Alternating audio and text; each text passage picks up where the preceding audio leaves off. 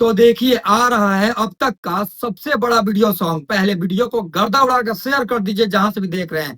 Power star Pawan Singh और नीलम गिरी के साथ बहुत ही बड़ा धमाका होने वाला है टी सीरीज हमार भोजपुरी से।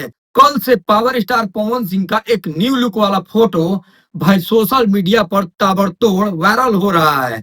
भाई पावर स्टार पवन सिंह जी चश्मा पहने हुए नीलम गिरी के साथ पूरा एक्टिव मूड में दिख रहे हैं। अब लगातार गाना आएगा। सारे फैंस नाराज थे पवन सिंह का गाना नहीं आ रहा है। एक हफ्ता हो गया, 15 दिन हो गया, 20 दिन हो गया, पवन सिंह जी का आता पता नहीं है। पहले जैसा पवन सिंह अब एक्टिव नहीं रहे। तो भाई सारे चीजों का वेट हुआ खत्म। कुर्सी का पेटी बांध के रखिए। टी सीरीज हमार भोजपुरी से बहुत ही तगड़ा लेवल का गाना आ रहा है। इस पोस्टर को बहुत जल्द आउट किया जाएगा सोशल मीडिया पर। भाई पोस्टर आने दीजिए, हम भी वेट कर रहे हैं। पोस्टर आएगा तो तगड़ा वाला रिव्यू लेकर आऊंगा। बाकी चलिए मिलते हैं नेक्स्ट वीडियो में।